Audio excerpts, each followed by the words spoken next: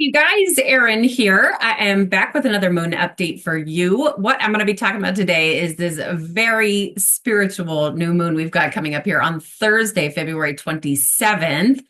Now, this takes place at 4:44 p.m. Pacific time, and I'm using that word spiritual because this is taking place in the sign of Pisces, 9 degrees Pisces. Pisces kind of considered like the mystic of the zodiac, okay? And not only do we have the sun and the moon in Pisces for this transit, we've got sun, moon, Mercury, Neptune, North Node, Saturn, all coming through the sign of Pisces. And what this is it's the beginning of a growth cycle. Okay, in about 6 months from now, we'll have the full moon in the sign of Pisces, and that will actually be a total lunar eclipse full moon in Pisces, making this even more magical. Okay, so this is a time to set our intentions for growth that we want to experience that's related to this sign of Pisces. Okay, I know so many of you out there are on a very, very strong spiritual journey. This is a time to set the intentions to take that to the next level, heighten your intuition, your psychic capabilities, all sorts of things. So what I'm going to do in this recording is I'm going to break down the sign of Pisces for you in detail. I will also be pulling up the chart and showing you all these other prominent astrological forces we are receiving in the days surrounding this transit. And I will also be talking about certain parts of the body that are ruled by the sign of Pisces, because these parts of our body become more sensitive anytime anything up in the sky transits through the sign of Pisces. And clearly for this transit, we've got a lot of things coming through the sign of Pisces. So it's definitely a good idea to pay a little extra attention to these parts of our body. So of course, I'll be mentioning some potential herbal remedies to help support these parts of our body. And I will also be talking about gemstones that resonate well with the sign of Pisces. As so many of you know, this is something I've been doing for 9 years now. Every time we have a new moon, I pull out my journal, I write down the growth that I want to experience that's related to the sign the new moon takes place in. If you're somewhat familiar with your natal chart, or if you've had a reading with me, you can go back and review the video recording to see which area of your own life, aka which house in your natal chart, this is coming through, because we all experience this new moon as a collective, but it's also incredibly unique to each and every one of us. Do you have anything in the sign of Pisces in your natal chart, or maybe trining that in Cancer or Scorpio, or posing that in Virgo, or squaring that in Gemini or Sagittarius? There's so many things that can be seen in our own natal chart. Okay, so I incorporate that into my journal entry, and then I like to take a few gemstones that resonate well with the sign the moon is transiting through and put them on top of my journal. I always leave a full extensive list of gemstones that resonate well with the sign the moon is transiting through in the description below. If you do not have any of these gemstones, please do not feel discouraged or like you're missing out on something. A new moon is always a perfect time to be manifesting more gemstones into your life if that's what you so desire. Okay, so let's get into this. The sign of Pisces is what we call the mutable water sign. When I say mutable, what I'm talking about is adaptability. It's a very flexible energy. Can adapt into new situations, hang out with all different types of people. Pisces tends to be like very low in the respect of being like passing judgment onto people. Pisces kind of like the sign of oneness, okay? But in that element of water has a lot to do with emotions and sensitivities. All the water signs are associated with emotions and feelings and that sort of thing. This is like a very naturally empathetic sign of the zodiac, okay? As a, like total, even sometimes unintentional empathy is coming through this sign of Pisces. Now, Pisces is ruled by Jupiter traditionally, like the ancient ruler for Pisces is Jupiter. And Jupiter is kind of like the influencer of things like faith. Okay. In traditional astrology, Jupiter would be very strongly associated with religion. Certainly not one particular kind of religion, just the faith that comes with religion. Okay. But also in modern astrology, Pisces is ruled by Neptune, which is, they both make perfect sense to me. I mean, mathematically in the zodiac, but also just the energy that we receive from Neptune. Neptune has a lot to do with psychic capabilities. Basically, what Neptune does is that we've all got boundaries. Everybody's got all sorts of boundaries, unseen boundaries that are surrounding us. Pisces tends to have the weakest boundaries because what Neptune does is puts holes in these boundaries, these psychic boundaries, making that Piscean influence more susceptible to picking up on other people's emotions and feelings and thoughts and all sorts of things. Okay, Pisces is a very naturally psychically tapped in energy. Okay, now the motto for the sign of Pisces is I believe. Okay, this is a a very faith-based energy, okay? And going back to, as Neptune is one of Pisces rulers, it's important to understand Neptune's energy here because Neptune is absolutely lovely. Neptune's often described as the higher octave of Venus, and Venus is the planet of love.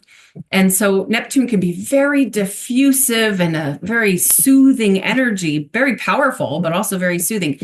But also Neptune makes things kind of confusing and foggy sometimes. My favorite way to describe this Neptunian influence is like you're out on a ship in the middle of the ocean and all you can see for miles on end is just ocean and fog. Okay, that's a very confusing, like, where am I kind of feeling, right? But it's also a very, very spiritual experience. If that ever happens to somebody, they better believe they're going to be having to tap into their psychic capabilities in order to get themselves out of that situation. But it can also be very foggy and confusing. Neptune is Poseidon in Greek mythology, the god of the sea. Okay, now, with that said, this sign of Pisces can be considered, it's super psychically tapped in, but it also is this such a faith-based energy that it just, and again, the sign of oneness, sometimes almost like easily manipulated kind of energy, almost like a vulnerable energy because it just wants to believe, and the Pisces is represented by two fish that are tied together. Two fish that are tied together and swimming in opposite directions. And I've heard a couple different description as to why this is. But I think my favorite is that it's like the two fish are swimming in opposite directions, like constantly shifting through the emotional currents.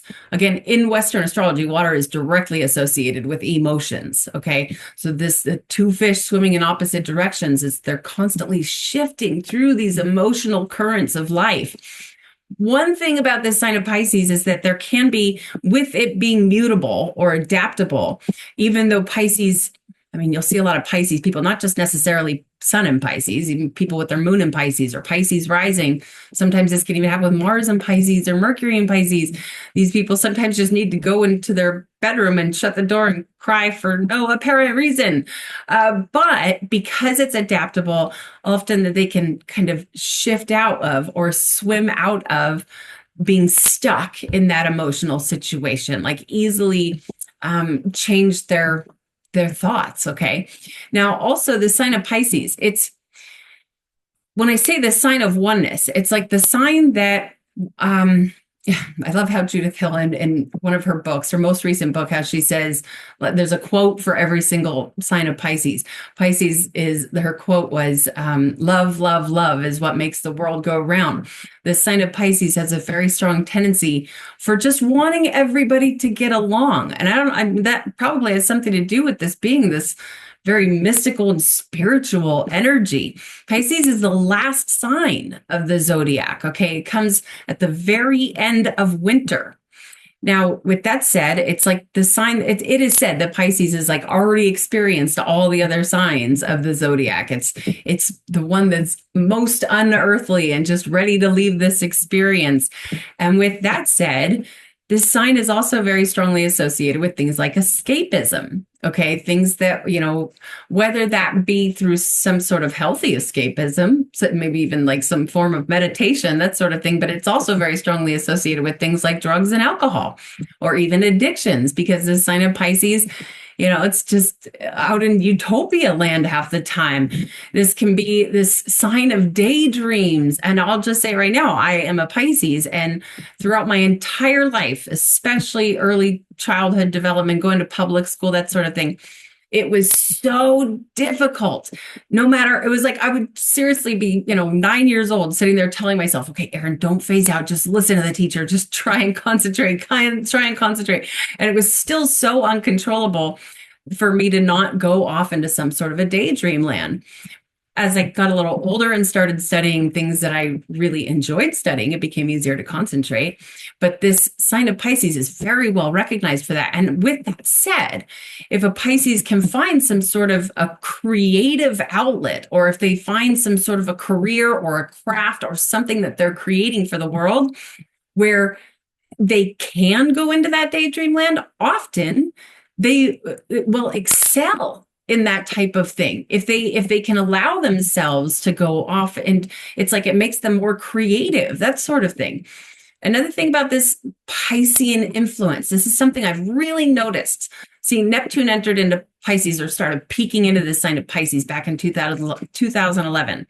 And that is when so many people started having these incredible spiritual awakenings, people that were, working these corporate jobs for Google or Apple or something like that. And all of a sudden, they needed something more spiritual into their life. Honestly, I know a lot of people who've worked for Google and Apple, and it's so interesting to see that they've brought in things like yoga and meditation into the corporate world, which is a very Neptune going through Pisces kind of influence. But also on that note is that Pisces can be this energy that, kind of associated with things like charlatans.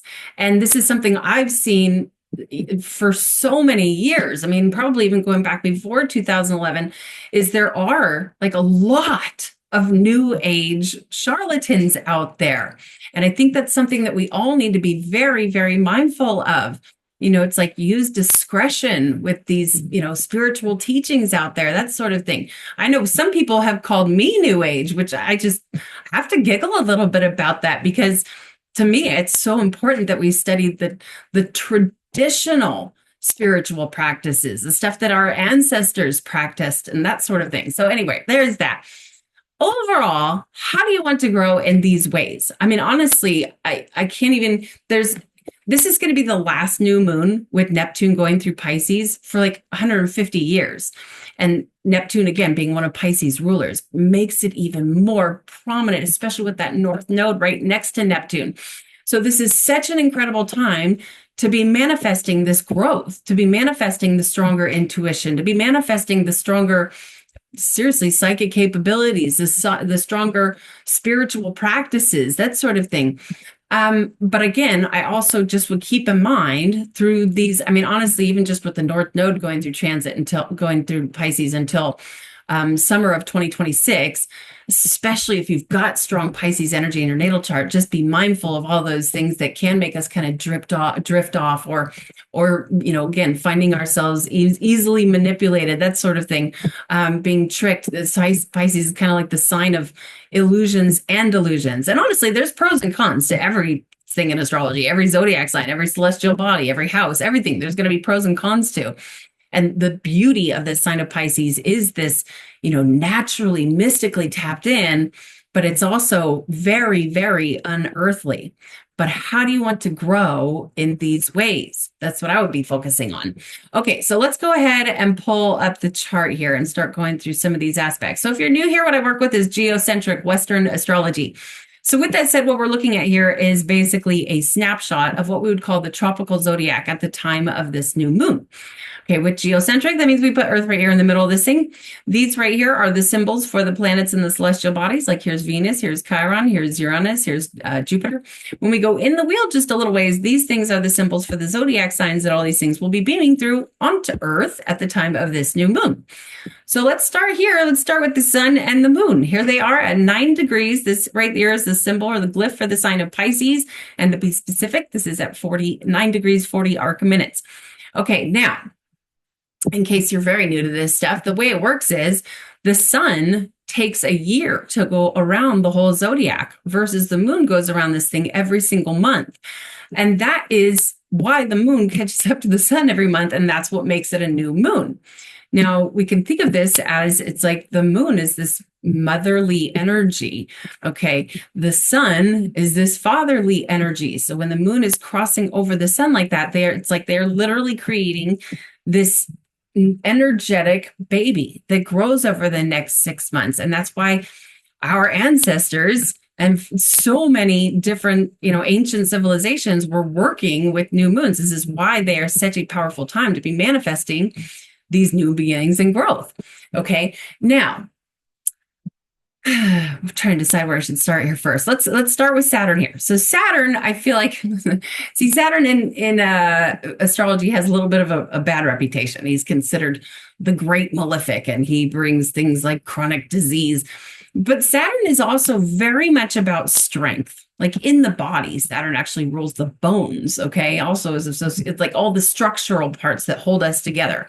Saturn is the rulership over, because Saturn wants boundaries. Saturn wants things like structure, okay? Saturn will even create things like blockages or restrictions and make us learn very harsh lessons, but that's his job, okay? So, even being a Pisces, I'm totally okay with Saturn going through Pisces with all this other super flowy, mystical, fantasy kind of Piscean energy coming through, because I feel like Saturn's almost in essence stabilizing some of this. And I do see Saturn entered into Pisces in, I believe it was March of 2023, and will basically be there until February of 2026. But if I'm going to get really specific here, Saturn will move into the sign of Aries. I believe that's in May, only for a little while, and then retrograde back into Pisces again until February of 2026. So here we have Saturn kind of, as I've said so many times before, I do feel like Saturn is kind of bringing a little bit more structure or discipline to this spiritual energy. Like, this is such an incredible time to be taking our spiritual practices very seriously, taking them to the next level, learning a lot of lessons through this. If you have something near 20 degrees Pisces in your natal chart and Saturn's sitting on that thing, sometimes it can feel like you're being isolated, or sometimes it can feel like things are being taken away from you, or all of a sudden, you're noticing, or the sorrows of the world are really being brought into your conscious awareness. But that's because Saturn, again, he's just trying to teach a lesson, okay? Now, fairly close to Saturn here, we've got Mercury. So Mercury is really what has a massive influence on our mental function. It's like the intake of information, but also the output of information. Mercury is the messenger of the gods. Okay, Mercury is a very big influence on things. Edgar Cayce suggests that Mercury has rulership over the pineal gland. Mercury has rulership over a vast part of the nervous system, even like especially the afferent nerves, which are basically the nerves when somebody touches you or your skin touches something, the nerves that take that information to the spinal cord. So Mercury coming through this very, unearthly, mystical, psychic energy. So look to see if you've got something near 24 degrees Pisces in your natal chart. Mercury might be bringing something more into your conscious awareness. A lot of people who are born with Mercury and Pisces are super psychically tapped in. Okay, now we've got the North Node here. So the North Node will be going through the sign of Pisces until it's either June or July of 2026. The North Node is like a pump that pumps energy in. So it's pumping this Piscean energy in to all of us. Even if you have nothing in the sign of Pisces in your chart, we're still getting that pump of Pisces energy coming through here. But if the North Node is next to something, like next to a celestial body, it's pumping more of that celestial body in with it. So we've got the North Node close to Mercury here, pumping more of that mercurial through Pisces energy in. And right next to the North Node, we have Neptune, again, Pisces ruler, coming through. And nothing's in retrograde except for the nodes, but the nodes are almost always in retrograde, okay? So this is very, very heavy dose of this Piscean energy coming through. And what's going to happen here is, and by the way, this is again 4:44 p.m. Pacific time on the 27th. So for some of you, this is actually taking place on the 28th. But it's really like the hours after this new moon, the moon's going to move along. She's going to cross over the sun. Okay. But then for here in Pacific time, it's like the 28th, the day after this new moon, the moon's going to transit over Saturn, then transit over Mercury, then transit over the North Node, then transit over Neptune. Okay. Now, and again, so for some of you, over in the UK or in Australia or something, that this would be on, technically that would be taking place on the 29th. But something to be thinking about here is as the moon, when the moon transits over another celestial body or transits, like if this is, say this is Venus right here, the moon transits over Venus, the moon distributes that energy. Okay. So as she crosses over this stuff, especially because see, new moons are very, very powerful. It's like the energy is even more intense because it's the beginning of the growth cycle. So the moon's waxing in her early phases. pumping out or distributing even more of the sun's energy, of Saturn's energy, of Mercury's energy, of the North Node's energy, and Neptune's energy, all of the sign of Pisces. Okay, so this is, again, setting the intentions, preparing for the growth, setting up for the growth, that sort of thing. I can't say enough about how powerful this really is. Okay, now I'm trying to decide. Let's jump on over here and talk about Mars first. So Mars is going through the sign of Cancer. I think that's, oh boy, I think it's like till the 27th or something like that. And then we'll move into the sign of Leo. But Mars is what influences our physical drive. Okay. Mars is what makes us take action in life. If you look at the symbol for Mars, it's like that because it's like Mars wants to pierce or to penetrate. Okay. And coming through the sign of Cancer, Mars, definitely, this is not his favorite zodiac sign to be in, because the sign of, like I said, Mars is revved up. Mars is the planet of war, right? Aggressive energy. But the sign of Cancer, the motto is I feel. In fact, the sign of Cancer and the sign of Pisces are fairly similar. Cancer tends to have an ability to take a little more action than the sign of Pisces because it's cardinal. But it's a very sensitive, and again, another very, like, it's one of the major empaths of the zodiac. Okay. You don't have to have Pisces or Cancer energy in your natal chart to be an empath. Anybody can be an empath, especially if you've got like a busy 12th house or an 8th house or something like that going on. But all this energy, these blue lines right here are trines. Okay. These are, let's see, the sun and the moon, it's an approaching trine. In fact, hours after this new moon, the moon will make an exact trine to Mars. When I say trine, I'm talking about harmonious rays going between these watery, sensitive, emotional, empathetic energies. Okay. And then just days, let's see, this would be maybe like the first week of March, maybe March 7th or so, that the sun will make an exact trine to Mars. Okay. Now, there's, again, pros and cons to everything in astrology, but I would be paying attention to this. If you've got anything in your natal chart between, I'm going to go with down to even 7, all the way up to, I'd say, even 29 degrees Pisces or Cancer, or really even Scorpio as well. This is almost like an extra powerful new moon. It's harmonizing with whatever that thing is in your chart that's coming through one of these water signs. And with Mars there, it can help provide to take action in what you want to do. And then Saturn's there saying, okay, but we also bring structure to it as well. So it's like, it's just not this like woo-woo, hyper mystic. There is some stability coming through here as well. Okay, now let's talk about Jupiter over here. So Jupiter going through Gemini until June 9th, I believe, of 2025.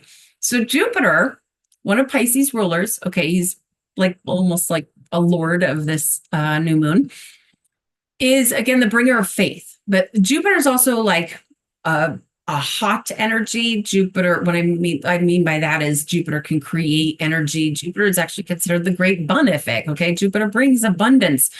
Jupiter's like the expander of our consciousness. Jupiter wants us to look at the grand picture of things with a little bit of an adventurous twist. Okay, Jupiter can almost be thought of as like the professor or potentially even the entire university, especially if it's something that is of a faith-based nature or a philosophical nature. Okay, but here the sign of Gemini is like the passionate, dedicated, forever student. The motto for the sign of Gemini is I think.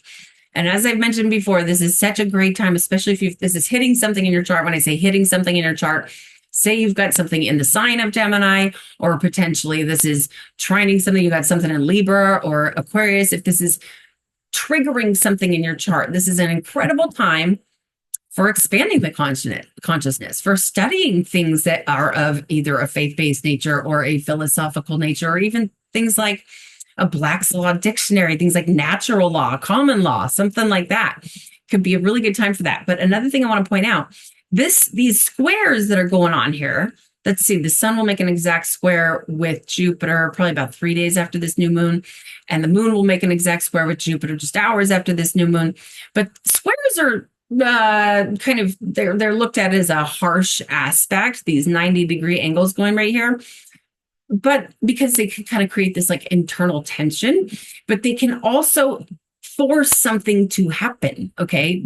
A square is almost like a Mars energy. It wants to force something to come through.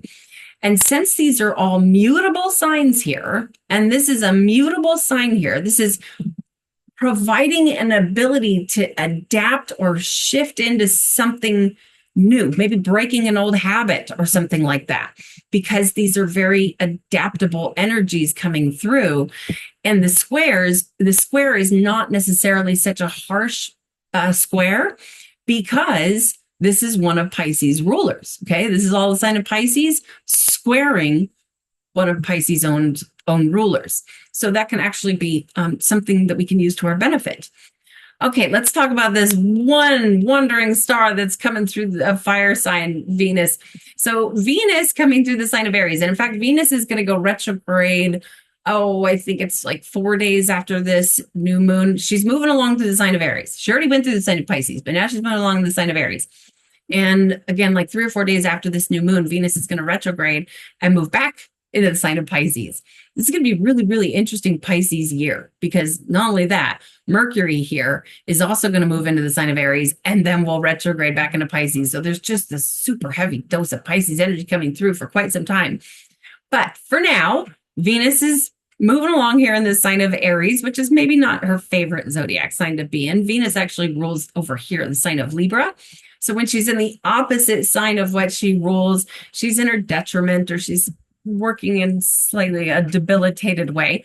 But I happen to enjoy Venus in Aries because my Venus is in Aries, and I love the sign of Aries, but it's like, all right, let's put it to you this way.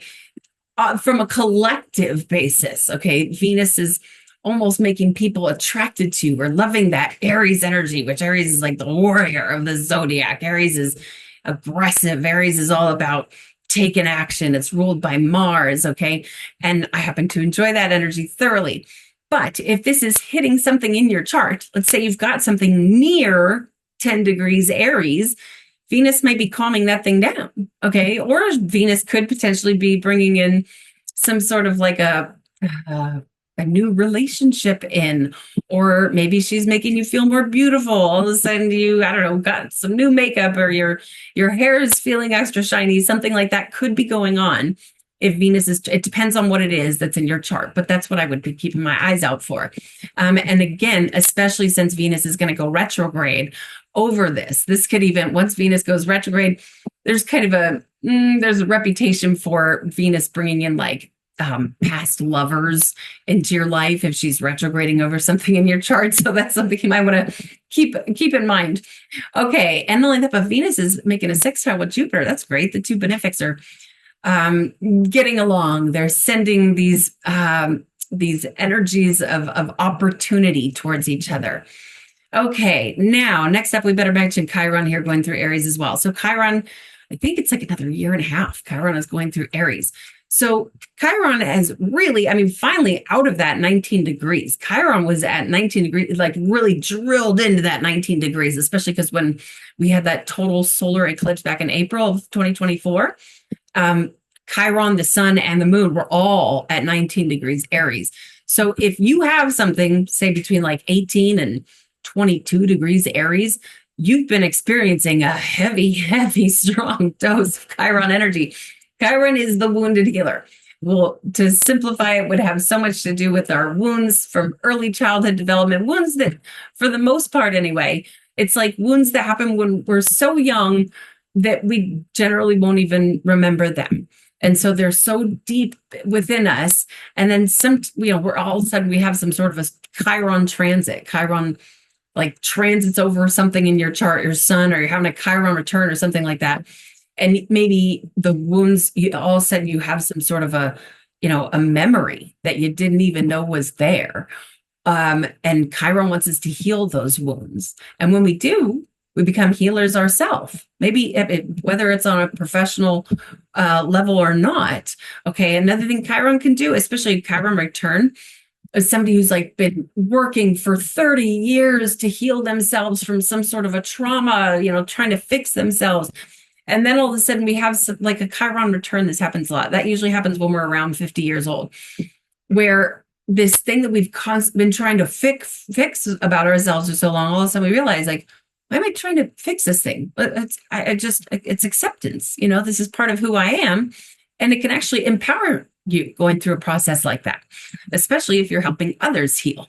Okay, now let's talk about Uranus here. So Uranus finishing up in the sign of Taurus. I'm tripping out on Uranus right now because, okay, Uranus has been in the sign of Taurus since basically 2018. And later this year, I think it's July 9th, something like that. It's in July that Uranus moves into the sign of Gemini, again, briefly. And then we'll also retrograde back on the sign of Taurus. And then finally, 2026, Uranus will be done in the sign of Taurus. But with that said, it's like Uranus is finishing up, wrapping things up. And what Uranus influences is this revolutionary, unexpected, strange, wild, crazy energies, things that are unpredictable and spasmodic. Uranus has a big influence on electromagnetic fields, will create like a disruption in electromagnetic fields. Well, the sign of Taurus is really like the sign of finances. Okay. It's a sign of not just money, but the value of money. Okay. And I'm thinking about this, especially there's a little bit of a trine going to the south node and a sextile going over to the north node with Uranus. Okay. So I'm watching all this stuff come out, and I don't know if I'm pronouncing this properly because I'm just reading it, but it's like the DOGE, Doge or Doge or something like that. And all these things being brought to light, all this corruption of, where people's tax dollars have been going. And it's just absolutely absurd. And people are furious. People are pissed. I mean, I can't even tell you how many people I have personally heard say, like, I don't even want to pay my taxes this year because I'm so angry about like where my money has gone. And just all these things being brought to light that were, for a lot of us, I know a lot of us have been in complete awareness of the corruption we've been living under. But for a lot of people, this is a very, very big surprise. This is a shocker. Okay. And I do feel like Uranus finishing up in this sign of Taurus is playing a big role in that. Changes, unexpected, strange, weird, and revolutionary changes involving the collective's finances. Okay. And this does involve other countries as well, very much so. Okay. And on that note, I feel like I should jump into Pluto here. So I do feel like Pluto is also playing a role in this, because here's this sign of Aquarius, which Aquarius is the sign of information. I mean, amongst many other things, it's the sign of humanitarianism. It's the sign of the people for the people. It's also a rebellious energy, like a sign that has a lot to do with rebelling against things like government and authority.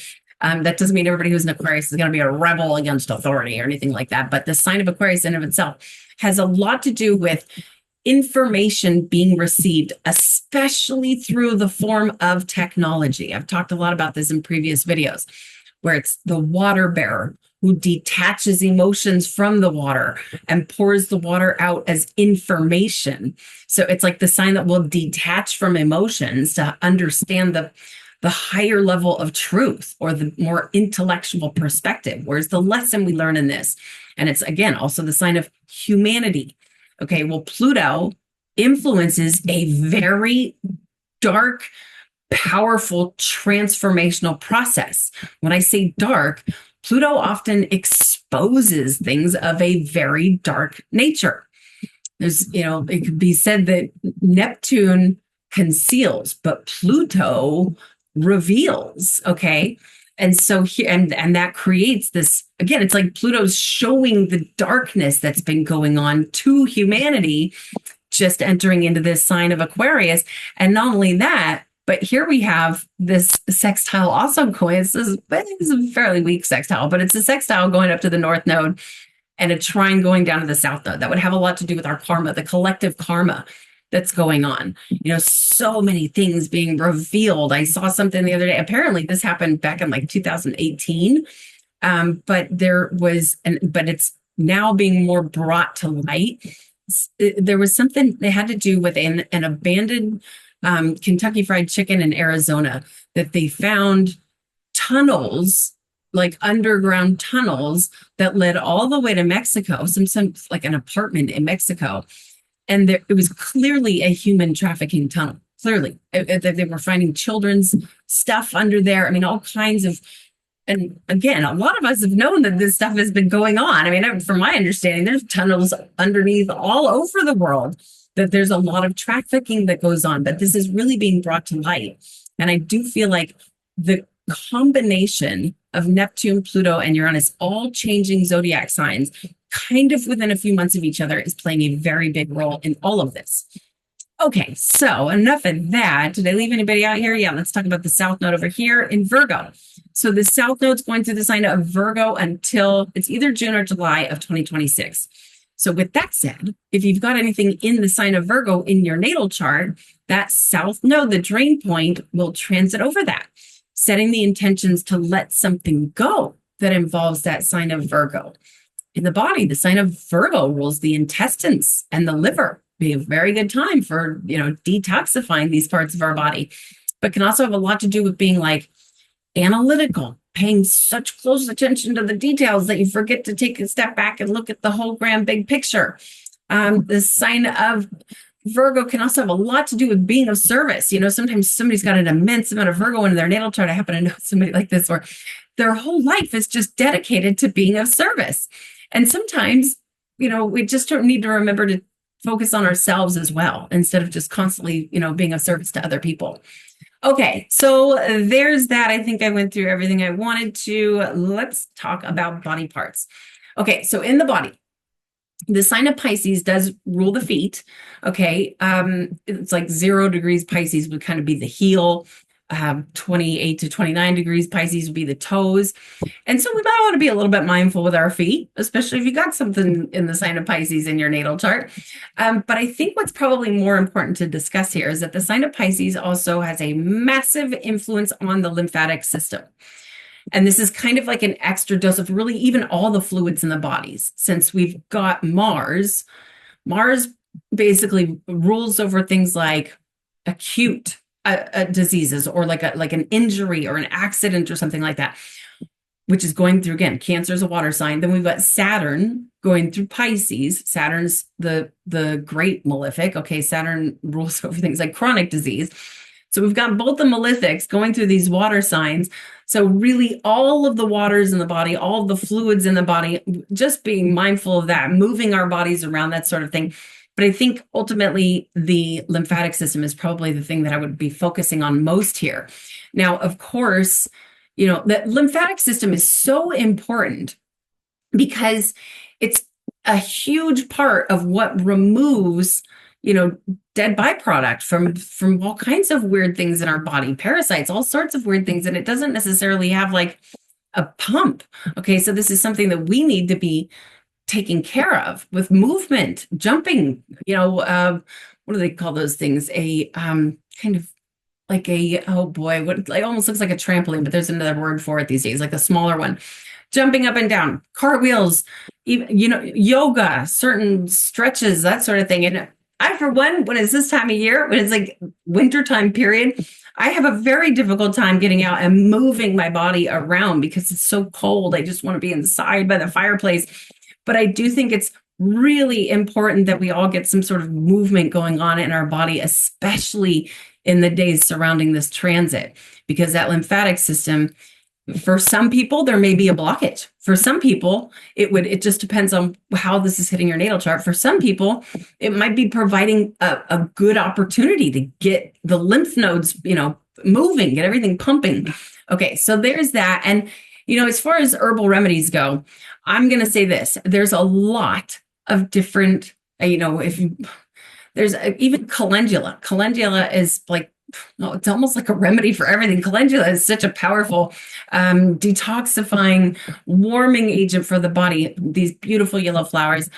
But I've actually had really good experiences with golden seal There's also red root.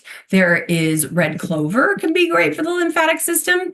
It really kind of depends on what is going on.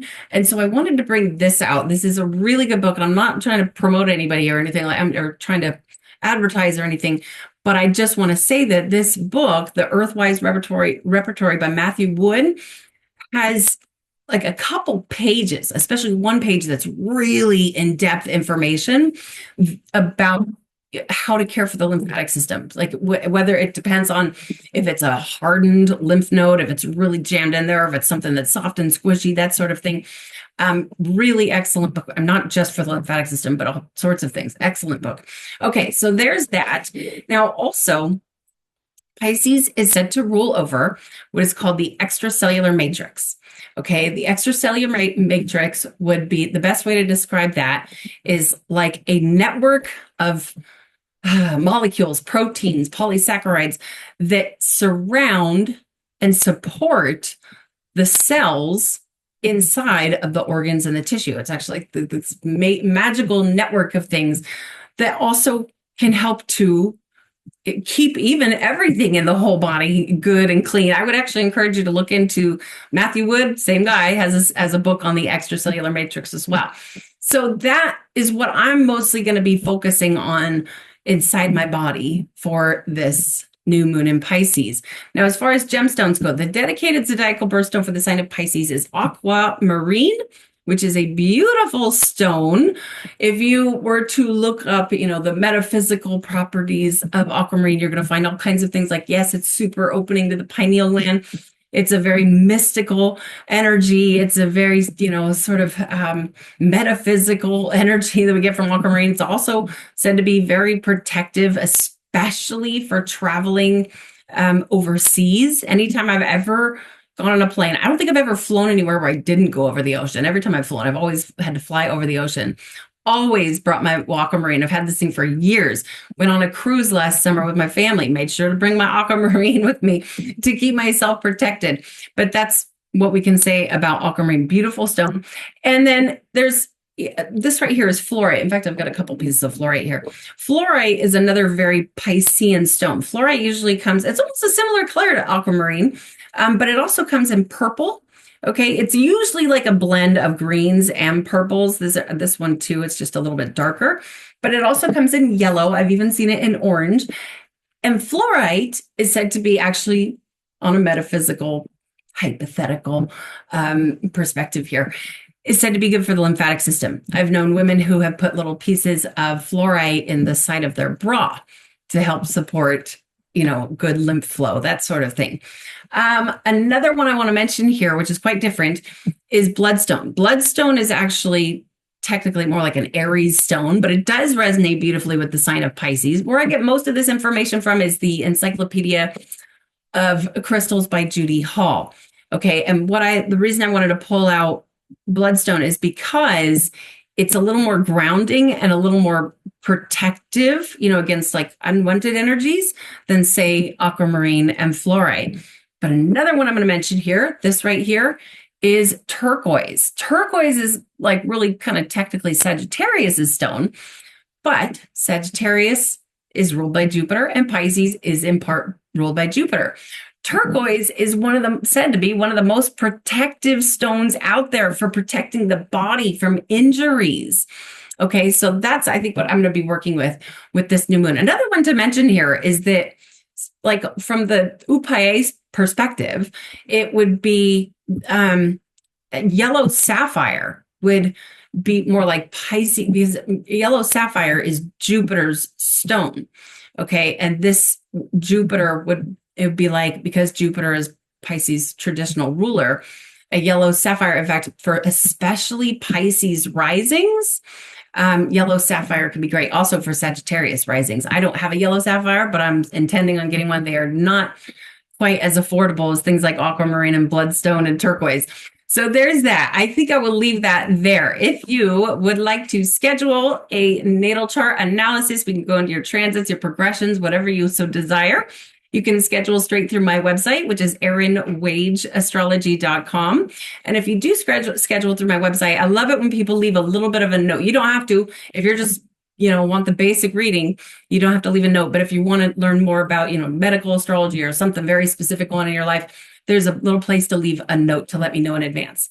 Okay, you guys, I do hope to hear from some of you. And until next time, namaste to all of you.